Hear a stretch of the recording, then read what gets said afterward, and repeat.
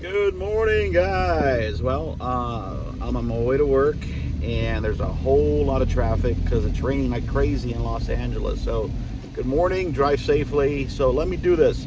I know that some people wanted more spoilers in regards to Black Panther Wakanda Forever. Okay, so let me start off from the very beginning. Okay, so again, spoiler review part two, Electric Boogaloo. Alrighty, so here we go. The movie starts with Shuri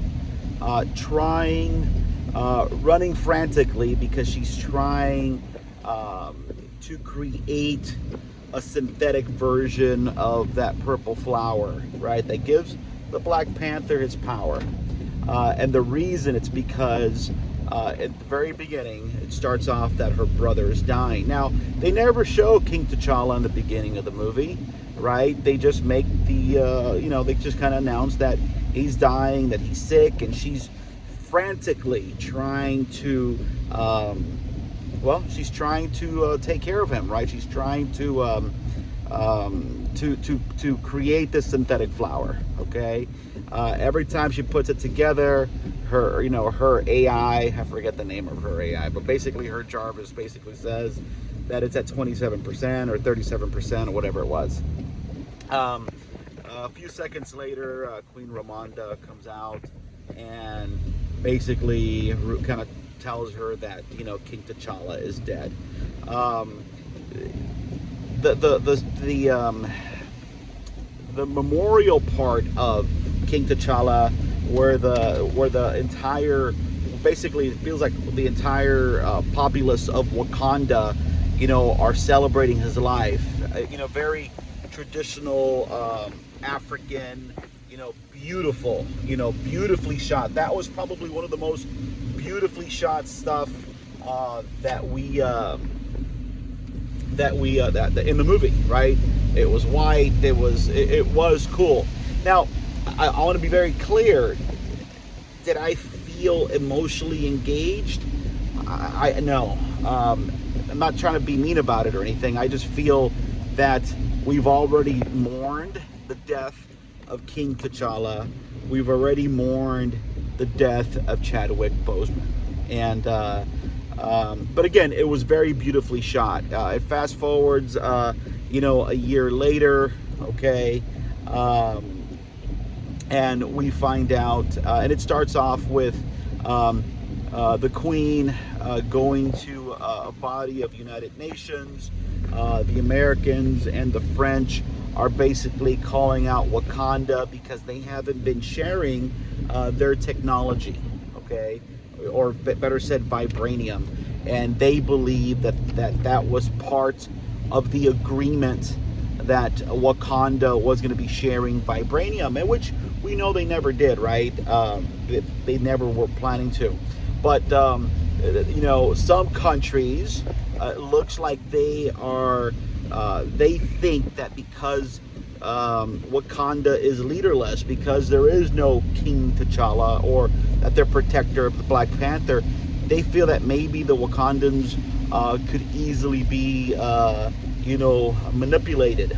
Um, at the same time that she is talking to the United Nations, it's flashing back to a scene where there's like I think they called it a Wakanda Outreach Center, okay? Um, and all of a sudden, like a group of special forces breaks into it, and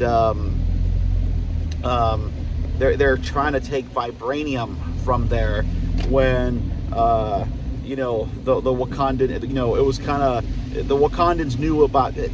They kind of were expecting it, right? So the Wakandans were prepared, and they were able to basically beat the crap out of these spec ops soldiers. Okay, at the end of the Queen confronting this body at the United Nations, you know, they even bring these soldiers out and kind of said, yeah, basically, well, stop it, because if you do it, we will consider this like I can't remember her using the word act of war, or like an act of war, or but basically called them out saying stop it, because if not, you're gonna piss us off. Okay. All right, so now we're in the ocean, okay, and basically we find out that the United States, the Americans, okay, are trying to discover vibranium, because they realize that, well, vibranium didn't only land in Wakanda. They're out there looking for more vibranium out in the ocean. It's like a big old like research vessel, but there's tons of like armed guards and stuff on there. Couple scientists jump to the bottom of the ocean because some technology that they have now is able to pinpoint vibranium, and when they go down there, and you see that they find vibranium on the ground. We are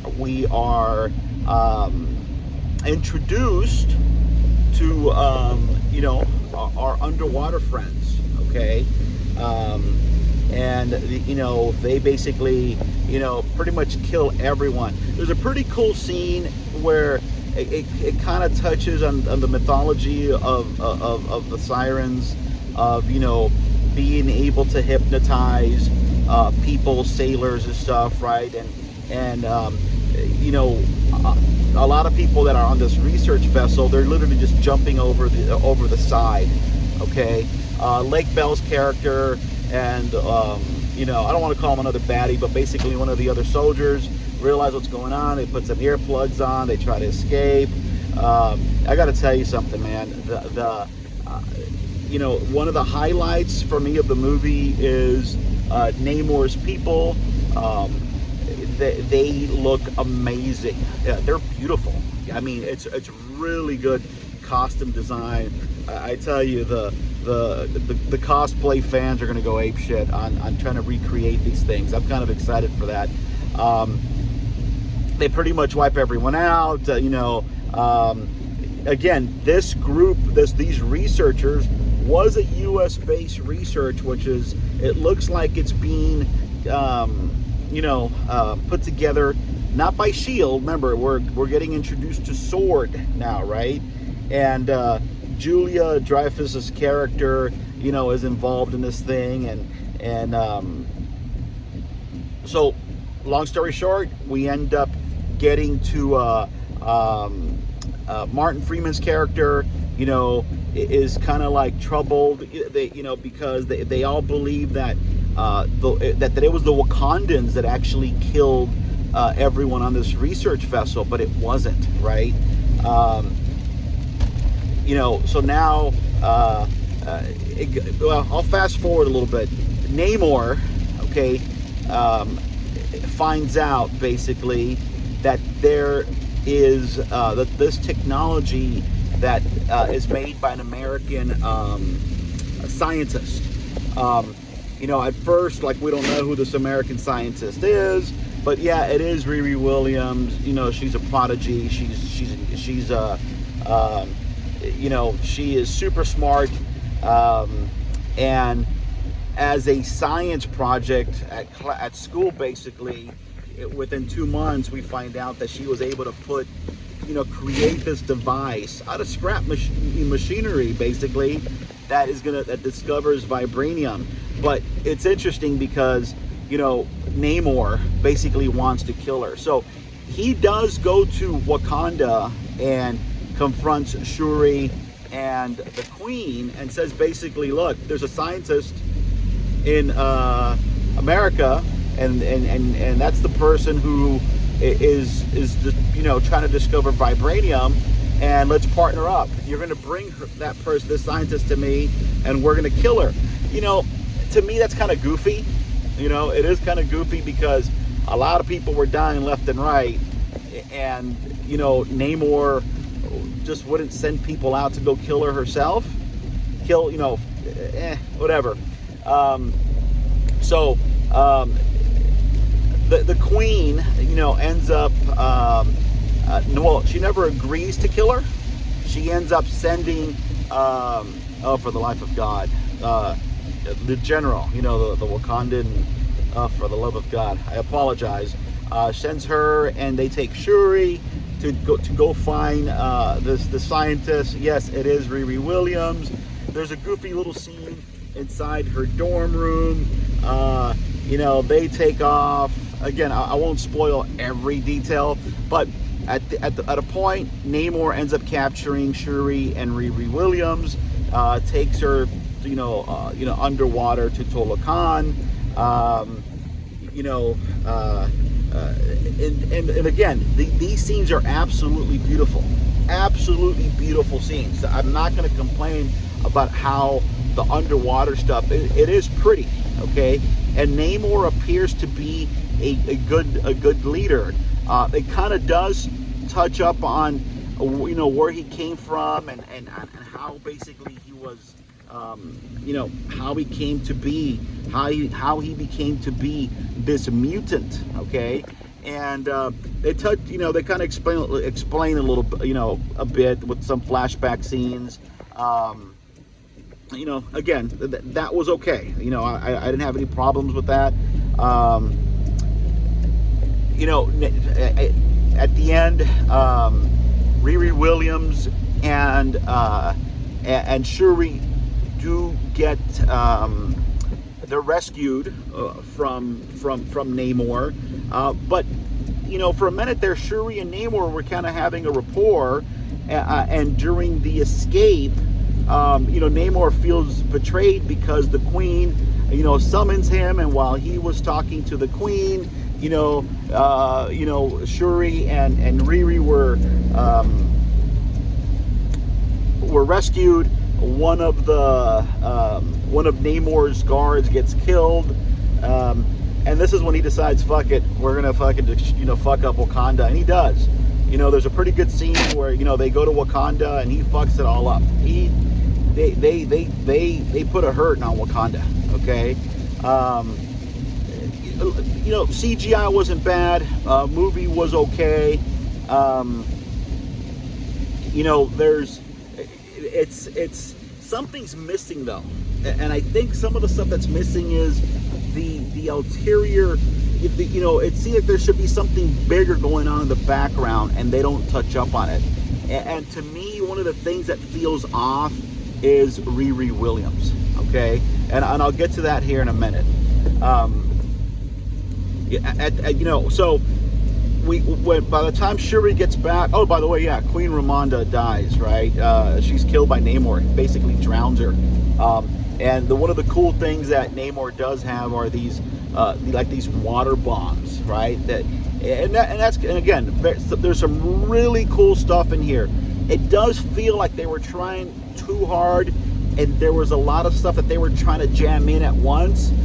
Even though this was the end of Phase 5, they were introducing, and I'm going to go back to, Riri Williams. They introduced a character that's going to be a big part of the MCU, but she kind of came out of nowhere, and that does kind of bother me a little bit, okay? After she dies, after the Queen dies, Shuri's pretty much, pissed off at the world. She does end up recreating the synthetic flower, right? That's going to take her to give her the Black, Panther powers. She ends up getting it when she's at the ancestral plane. She ends up, I think she was expecting to talk to her mom and expecting to talk to, King T'Challa, but it wasn't. It was Michael B. Jordan's Killmonger, okay? And he basically tells her, do you want to be noble, or do you want to basically kick ass for your people? And so part of the motivation of her becoming Black Panther was basically, revenge, right? She wanted to revenge the fact that the capital city of Wakanda was, destroyed and was pretty much underwater, that her mom had died. She was mad at the world. Also that, King T'Challa was dead and that she wasn't able to save him. So she's dealing with a lot. Yes, we know already that, she does become Black Panther.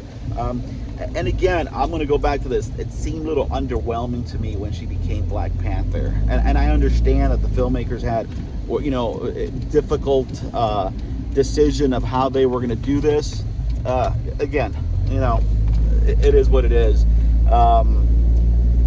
She picks her suit, you know, she gets her costume on, they make a plan to basically call Namor out, and there's a big battle at the, you know, in the ocean, which again, there were some cool scenes. There's some stuff that I thought was really bad, okay, that was really bad, and some of the costume designs for the Wakandans. And after you guys see it this weekend, I want you to comment below and tell me who do you think I'm talking about. But there was some stuff that was a little weak, okay? So look, at the end, you know, there's a big battle scene, you know, like a fight scene between, you know, Black Panther, you know, Shuri's Black Panther, and Namor. And Namor does get beat, and right when she is prepared to basically kill him, she doesn't, okay, because she realizes that her people and Namor's people have a lot of similarities, and they do this cool kind of flashback scenes between Namor's people and Tolakan and Wakanda, and again, some cool stuff. What I feel that kind of threw me off, guys, I'm going to tell you, Riri Williams is my least favorite character. I don't think she was needed. I know they had to kind of create the MacGuffin of, you know, why Namor came from under the water to, you know, and was prepared to bring war to the surface people, right? But I felt that was a little weak. I felt that the character of Ironheart needed more backstory, and I'm sure we're going to get it now with the TV show. But to kind of debut her on the big screen like the way they did just didn't feel quite right. Yes, the mid-credit scene at the end, like I talked about before, yes, it was, you know, introducing us to King T'Challa's son, okay, that was basically kept secret from everyone because basically they wanted the little boy to be raised without the burden of being the prince and the next in line type thing. So overall, what did I think? Look, you know, I thought it was fine. There was some stuff that was, it was a little long, you know, a little boring at times. Again, did I hate it? No, I didn't hate it. You know, they you know, there was a very nice scene where they show, you know, flashback scenes of King T'Challa, and that was nice to give a little bit of, you know, homage to Chadwick Boseman. The very beginning, the Marvel logo was all Black Panther, and that was a nice touch. But I gotta tell you, not once, and this is, I think, this is where they're missing, not once did I feel, okay, emotionally attached to anything here. Like, it was sad, obviously, that he died, but I didn't feel much, and that sounds kind of horrible.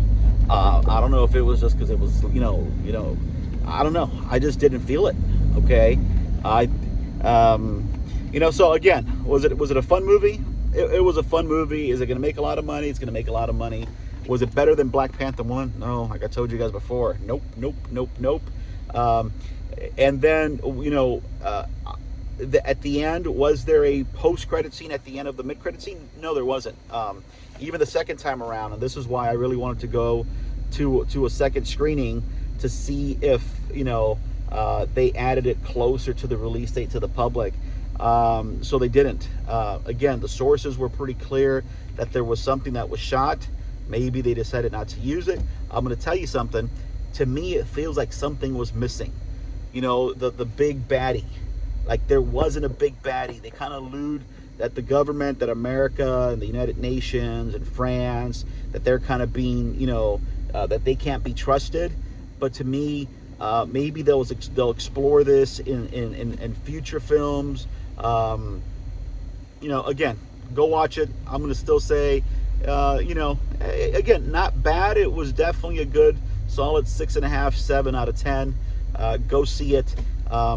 Again, sorry for being a little long-winded. I'm driving and I don't want to be distracted. Okay, but leave me please subscribe, comment, share this link. Tell me if you think I'm full of shit. And you disagree with my opinion. That's cool. Alrighty, we'll talk some more. Alrighty, guys, drive safely. Be good. It is Tuesday. Don't forget to go vote today, guys. Go vote today. Take care, guys.